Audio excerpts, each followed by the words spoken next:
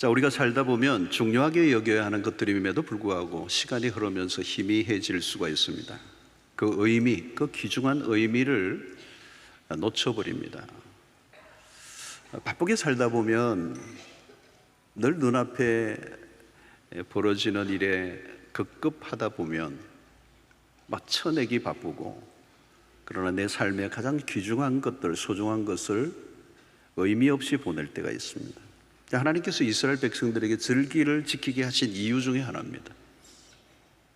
의미 있는 것을 의미 있게 접근하고 또 바라보도록, 그래서 특별한 날을 만들어서 절기를 지키게 했습니다. 여러분, 우리 인생에 특별한 날이 있다는 것은 굉장히 귀중한 거예요.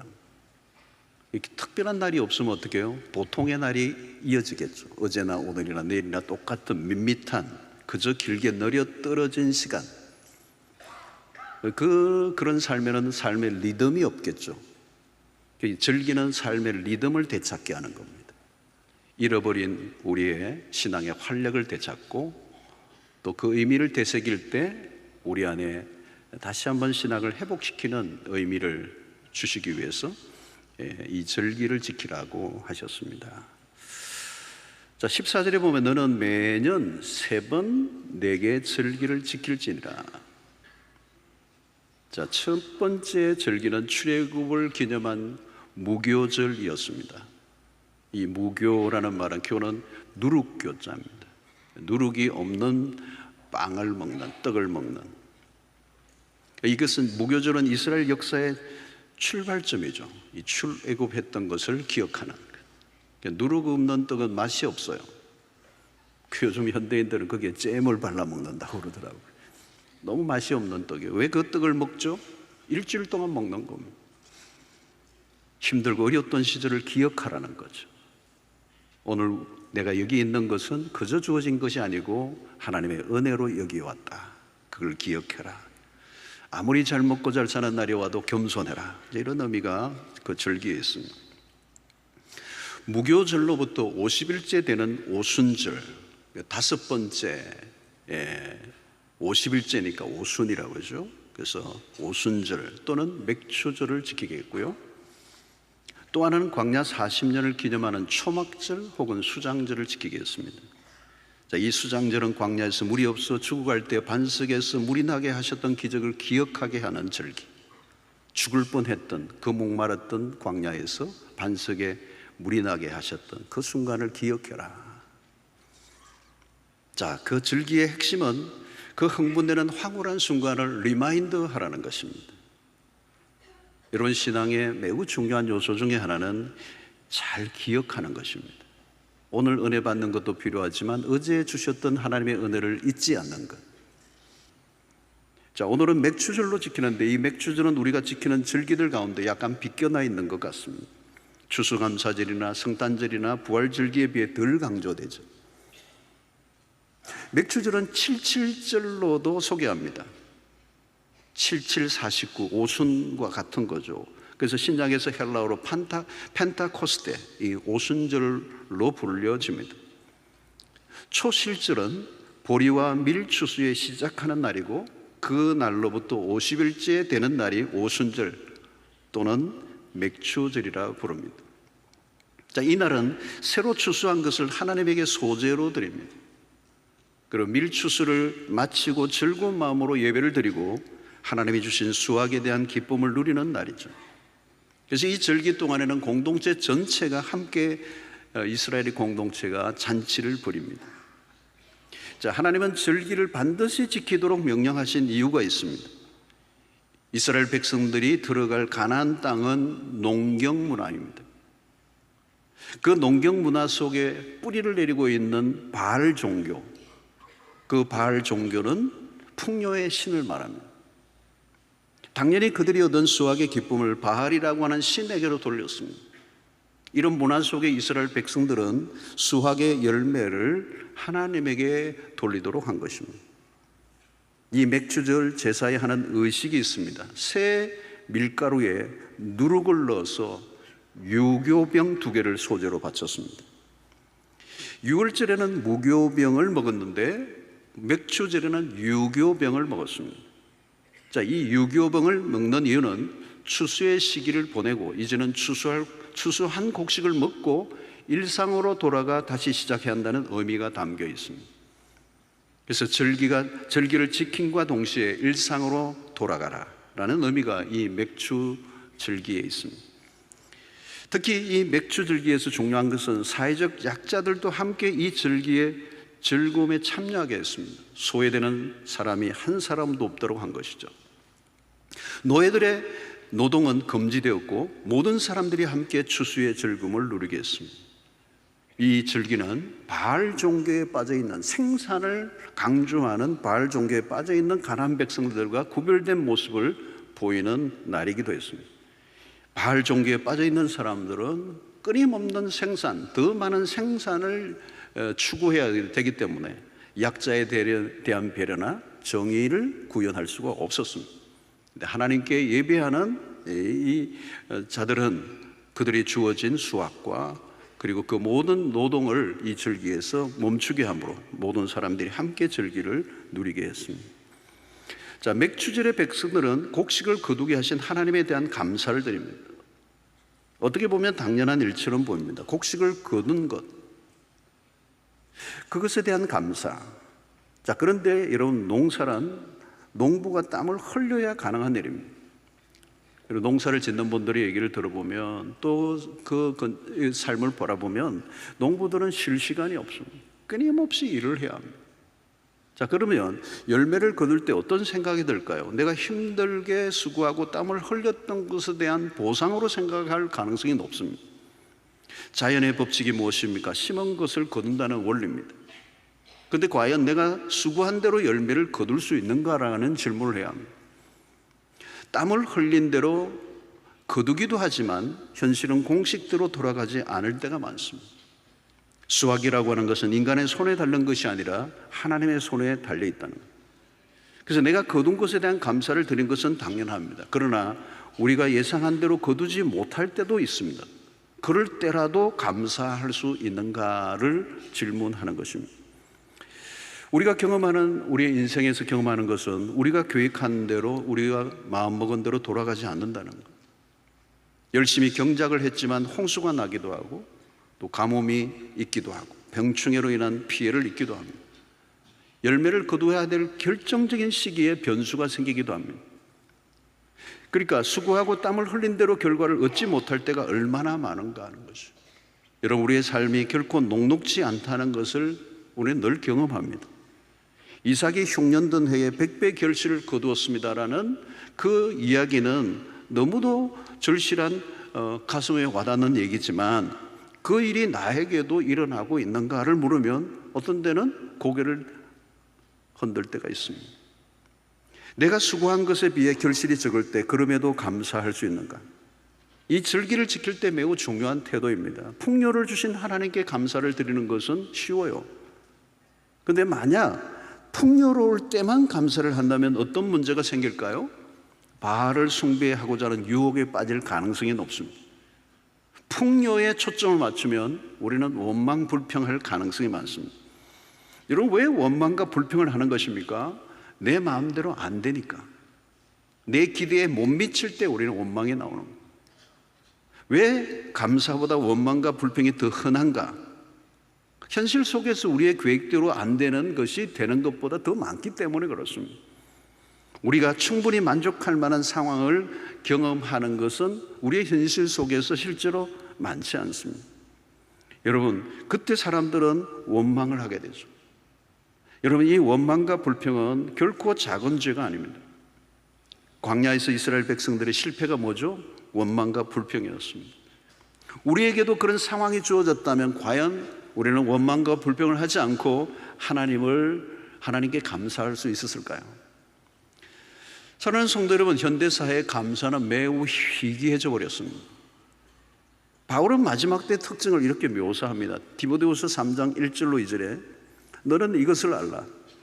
말세에 고통하는 때가 이르러 사람들이 자기를 사랑하며 돈을 사랑하며 자랑하며 교만하며 비방하며 부모를 거역하며 감사하지 아니하며 거룩하지 아니하며. 말세의 특징입니다. 말세 사람들이 고통하는데요, 그 중에 하나가 뭐냐? 사람들이 자기를 사랑한다는 거. 여러분, 하나님이 없는 세상의 특징이에요. 자아를 사랑하는 거. 에고센트릭, 자아 중심이에요. 나르시시즘에 빠지는 거. 그 다음에 뭐가 나옵니까? 자기를 사랑하며 돈을 사랑하며. 여러분, 돈을 사랑하는 것 역시 자아 사랑의 다른 형태입니다. 부모에 대한 거역, 자기 사랑의 형태예요. 자기 사랑하는데 어떻게 부모를 사랑할 수가 있겠어요? 이어서 나오는 게 감사하지 않는 겁니다. 배은망덕이죠. 자아에 몰두하는 사람은 교만해요. 내가 내 인생을 사는 것입니다. 내 힘으로 오늘 내가 여기 있다고 믿는데 감사가 있을 리가 없죠. 바울은 로마의 그리스도인들에게 동일하게 편지를 쓰면서 세상의 모습을 잘 그려주고 있습니다. 로마서 1장 21절에 하나님을 알되 하나님을 영화롭게도 아니하며 감사하지도 아니하고 오히려 그 생각이 허망하여지며 미련한 마음이 어두워졌나요? 이 부패하고 무너진 사회의 사람들의 뚜렷한 특징이 있는데 두 가지예요. 하나는 창조주를 인정하지 않는 것과 둘째는 감사하지 않는 태도. 이것은 둘이 서로 연결되어 있는 것입니다. 바울은 범사에 감사하라. 나의 나된 것은 하나님의 은혜다. 나는 어떤 형편에서도 자족한다. 특별히 빌립보서 4장 11절 13절을 보면 내가 공피밤으로 말하는 게 아니니라 어떠한 형편에든지 나는 자족하기를 배웠노니 나는 비천에 처할 줄도 알고 풍부에 처할 줄도 알아 모든 일 곧 배부름과 배고픔과 풍부와 궁핍에도 처할 줄 아는 일체의 비결을 배우노라. 내게 능력 주시는 자 안에서 내가 모든 것을 할 수 있느니라. 여러분, 무엇을 발견합니까? 자신에게 주어진 상황이 무엇이든지 있는 대로 받아들이는 거예요. 상황에 대한 반응이 아니라 하나님에 대한 믿음의 반응. 그래서 감사는 믿음의 행위인 것입니다.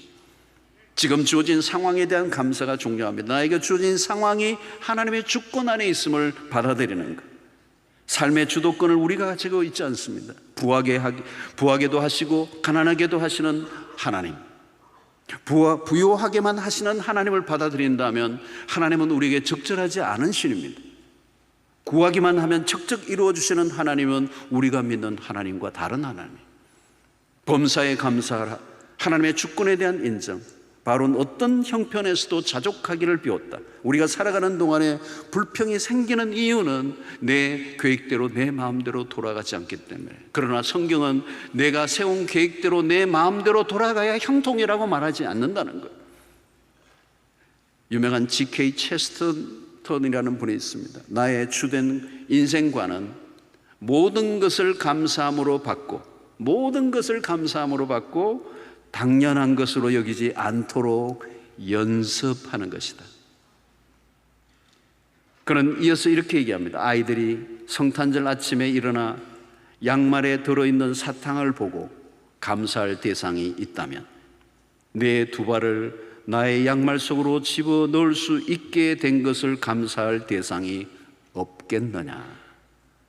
그는 이렇게 얘기합니다. 모든 당신의 마지막 생각이 모두 감사가 되도록 하라 그랬습니다. 성도 여러분, 감사는 자동적으로 나오지 않습니다. 본성적으로는 원망과 불평이 나오는 게 쉬워요. 그러므로 뭐가 필요하다고요? 연습이 필요하다는 거예요. 훈련을 해야 된다. 의도적으로 훈련을 하고 연습을 해야 돼요. 여러분, 이것은 우리가 감사할 수 있는 이 깨달음이라고 하는 것은 그냥 나오는 게 아니에요. 생각을 해야 하고 그 생각을 깊이 하면 그 생각의 끝에서 감사가 나오는 것입니다. 그러므로 감사는 기억하는 것이고 기억하려고 하면 생각을 해야 되고 생각을 해야 그 생각의 숙성 과정이 거쳐질 때 그 마지막 부분에 주어지는 선물이 깨달음이라고 하는 겁니다. 여러분, 이 절기의 중심에는 하나님이 계십니다. 추수의 결실이 초점이 아니라 하나님이십니다. 출애굽도 마찬가지. 이스라엘의 해방이 전부가 아니라 그 출애굽의 과정을 통하여 하나님이 누구이신지를 온 천하가 알게 하시려고 하는 것이 목적이었습니다. 그러므로 하나님을 놓치면 아무것도 아닙니다. 우리의 진정한 만족은 하나님 안에서 가능한 것입니다. 왜 하나님으로 만족할 수 있습니까? 우리의 존재 자체가 하나님으로만 가능하기 때문입니다. 모든 것은 하나님 안에서 이루어집니다. 우리가 땀을 흘리고 수확하는 것으로 사는 것이 아니라 하나님의 은혜로 사는 것입니다. 지금 우리의 상태와 조건과 상황이 아니라 모든 사건과 상황 안에서 하나님의 임재를 맛보며 살아가는 것. 그래서 그분은, 하나님은 언제나 나의 하나님이십니다. 이 고백이 우리에게 있어야 돼요. 여러분, 우리가 세상에 살다 보면 답이 없을 때가 있습니다. 아무리 생각해도 답이 없어. 답이 딱딱 떨어지지 않아요. 문제가 있으면 그때마다 정확한 답을 준다고 약속하는 사람이 있다면 그 사람은 무당일 가능성이 높습니다. 돈만 주면 답을 해줘요. 그런데 그것은 답이 아니에요. 속이는 것입니다. 여러분, 우리는 성경 전체를 통하여 우리가 가지는 한 가지 확신이 있습니다. 우리의 삶에 하나님이 답이시라는 것. 그럼에도 불구하고 우리의 현실은 그 하나님이 답처럼 보이지 않을 때가 있습니다. 어떻게 해야 돼요, 여러분? 출애굽기 14장 14절에 보면 여호와께서 너희를 위하여 싸우시리니 너희는 가만히 있을지니라. 여러분, 이스라엘 백성들이 출애굽 이 홍해 앞에서 그들이 할 수 있는 것은 아무것도 없어요. 그냥 가만히 있으라는 거예요. 내가 너희를 위하여 행하시던 오늘날 구원을 보라는 거예요. 여러분, 신앙생활을 할수록 말이 적어져요. 왜 말이 적어져요? 답은 하나님이 가지고 계신다는 걸 알고 있기 때문에. 사람들이 떠든다고 그것이 답이 되는 게 아니라 하나님만이 답을 가지고 계신다는 걸 알고 있기 때문에 우리가 할 일은 잠잠히 기다리는 거예요. 우리가 해석을 하고 답을 내려고 해서는 안 돼요. 답은 딱 하나밖에 없어요. 하나님은 살아계십니다. 그분은 영원하십니다. 그분은 선하신 분이십니다. 그래서 무교절, 수장절, 맥주절은 모든 곡식을 거두는 것과 모두 곡식을 거두는 것과 연결되어 있습니다. 거두어 드리는 것은 하나님이 하시는 일입니다.